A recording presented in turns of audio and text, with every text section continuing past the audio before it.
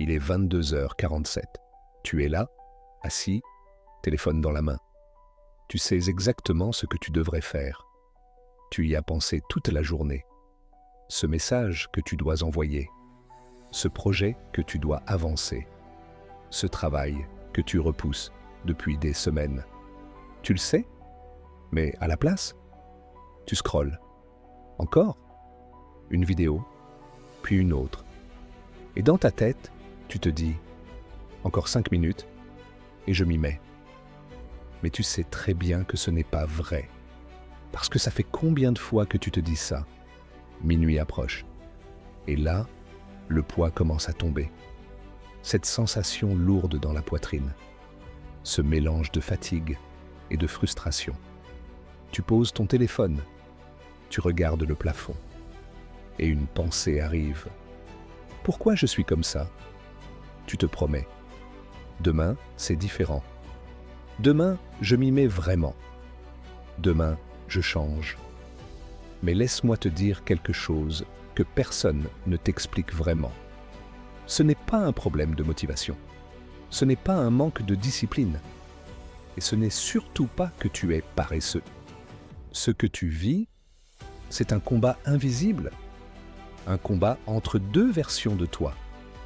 La première, c'est celle qui veut avancer, celle qui a des ambitions, celle qui imagine une vie différente, plus libre, plus alignée, plus fière.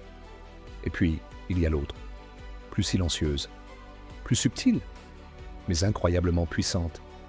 C'est celle qui te murmure. Et si tu échouais? Et si tu n'étais pas à la hauteur? Et si les autres te jugeaient?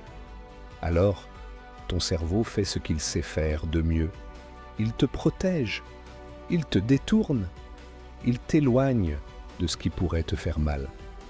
Même si ça signifie t'éloigner de ce que tu veux vraiment. Et voilà comment naît la procrastination. Pas comme un défaut, mais comme une stratégie. Une stratégie pour éviter la douleur. Le problème, c'est qu'en évitant cette douleur immédiate, tu en crées une beaucoup plus grande, celle de la stagnation, celle des regrets, celle de voir le temps passer, sans bouger. Et le pire dans tout ça, c'est que, petit à petit, tu commences à te raconter une histoire. Je suis quelqu'un qui procrastine. Je ne vais jamais y arriver. Je manque de discipline. Et cette histoire, tu finis par y croire. Mais aujourd'hui, on va briser ça. Pas avec de la motivation, pas avec des phrases inspirantes, avec quelque chose de beaucoup plus puissant, une décision.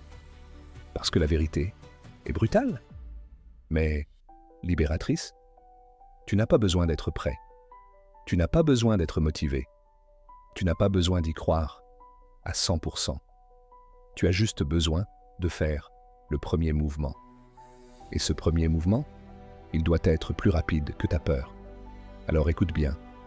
La prochaine fois que tu sais ce que tu dois faire, tu ne réfléchis pas. Tu comptes.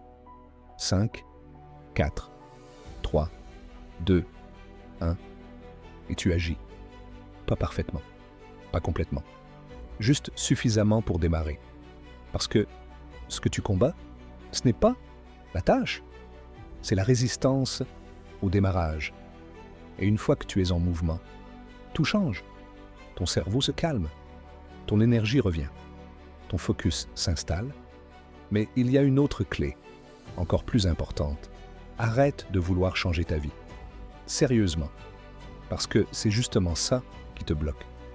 C'est trop grand, trop lourd, trop intimidant. À la place, fais quelque chose de presque ridicule. Tu veux écrire? Écris une phrase. Tu veux t'entraîner?